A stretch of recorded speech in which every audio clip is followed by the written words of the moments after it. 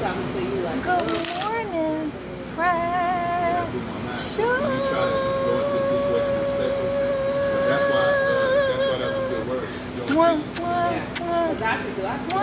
can respect somebody. How you doing, baby? Happy Thursday. So it's like, you know, and today on Coffee and Conversation with your girl, Shakenya. When you get a minute, go to that YouTube channel, Shakenya, and hit subscribe, guys.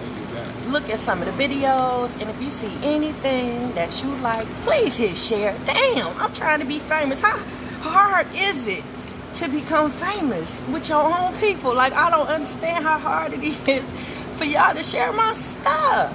I mean, what? Do I be on here doing some old buffoonery? Do I be making y'all look bad?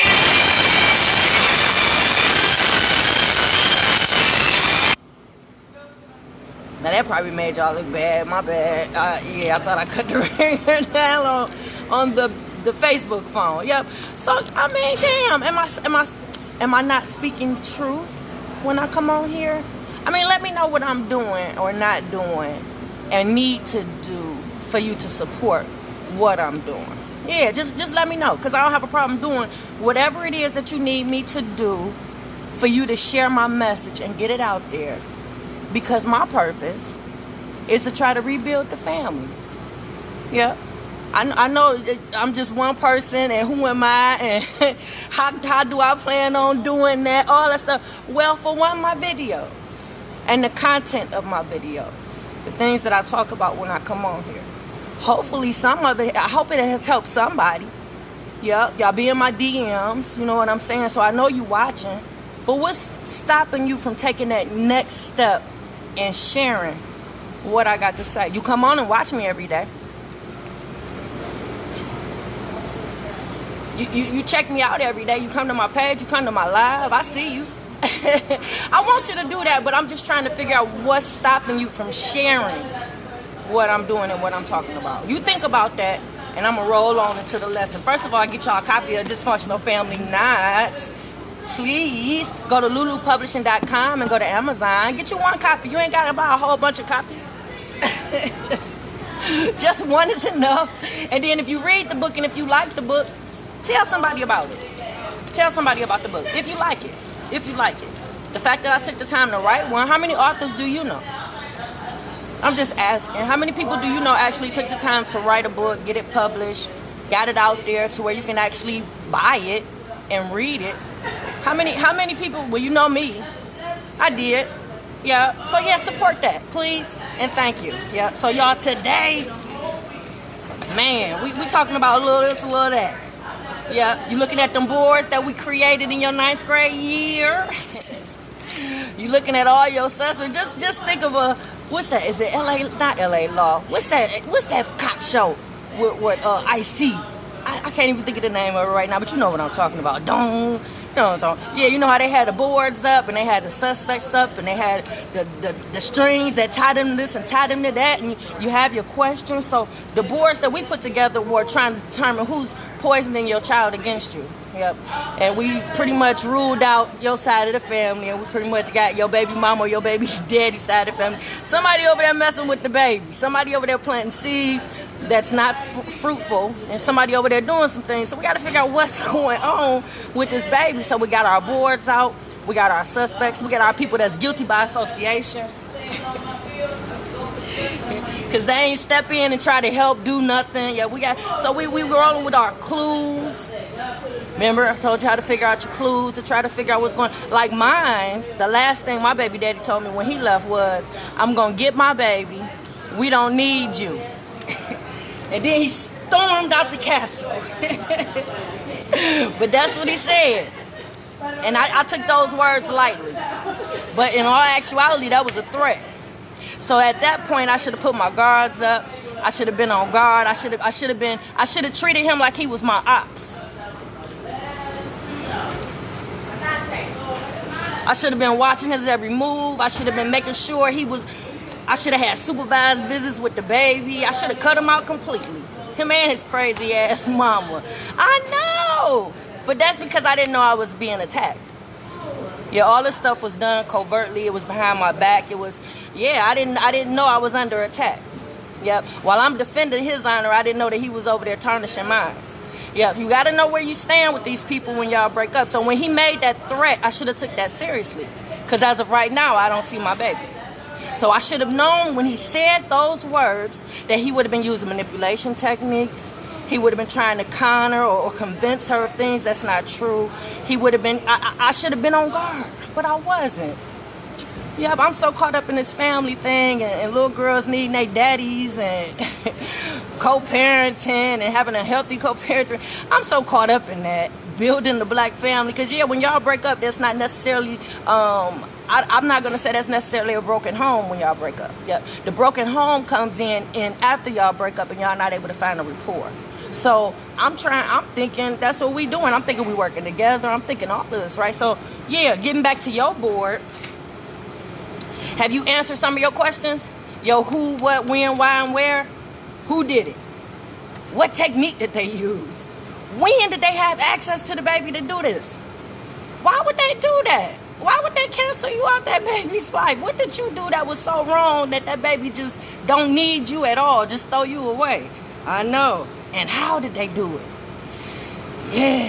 What strategies did they use? What tone did they use? Were they nice and sweet, or were they overbearing and to scare the baby? Like, how did they... I know. All your clues, I told you mine. Yep. And then, I'm going to be honest with you. As we go on, you might have to confront your baby mama, your baby daddy a couple times. It ain't going to be just no one conversation unless y'all actually get an understanding and find a rapport and able to work together. Then you probably won't have too many of those conversations. But until y'all get to that point, yeah, you might have to confront them a couple times about different issues and different things that you see in the baby over time. I remember I confronted him one time because the baby had made 2 comments, and that was enough for me. One of them, she said, just because my daddy and my grandma do what they do for me, that don't mean that you neglect your responsibilities as a mother when it comes to me. She said this.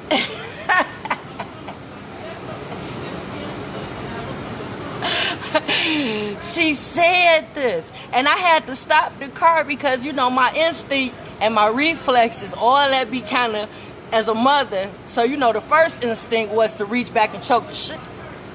Fix it, Jesus, a Christian show. But me being this modern mom and into gentle parenting, I pulled the car over and just had a nice little conversation to find out why would she say such a thing, right?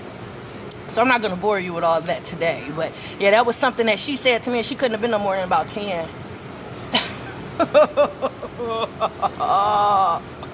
To be able to formulate those words and put them together in the right context and whatnot and mean what you say, that's not a conversation that was heard just walking past. That's a conversation that somebody actually had with her directly to where she was conversating back and forth. And then when she made the comment about grandma said you don't be around anyway, those 2 things being said, that was enough for me to stop her from going over there. That was enough for me to confront him and ask him. I said, who be talking about me around this baby? He said, don't nobody be talking about you no more. And before he could pull the words back, that came out, because who's actually going to ask you something like that? You know what I mean? So I kind of took him off guard, I think, but he answered the question. He said, ain't nobody talking about me no more. But why was anybody ever talking about me? And why was anybody ever holding me in a dim light? Why was anybody even speaking upon me in that way to my child? Inappropriate conversations. So, getting back to the board, going over your clues, because that was a clue right there when somebody was talking. Yeah, so going over your clues, you should have been able to confront some people by now.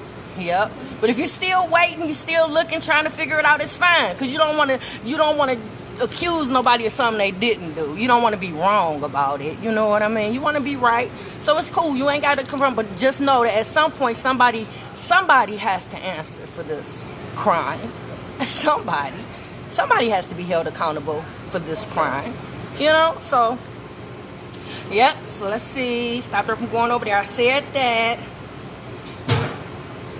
Yep. And see, this is why the psychological damage be so great. When you pull a child out of a parent's life and there's no abuse or neglect, So you have to use manipulation tips, and you got to lie, and you got to do all these things to convince the baby that the baby is better off without this other parent, right? So the baby tends to take on the same feelings that you have for this parent.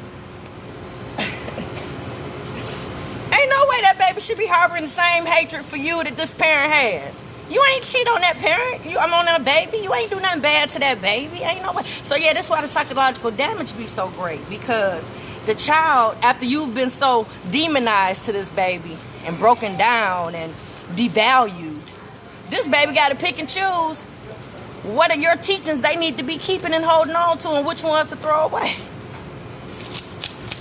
Fix it, Jesus. The baby got to decide what teachings to keep and throw away, because you're a bad person now. You've been deemed a bad person that this baby does not need. So therefore, you don't need these teachings. So the baby got to filter it out and figure it out, hold on to something. Now, you can't hold on to something if you're not holding on to that parent. You got to cut all of it off. Fix it, Jesus.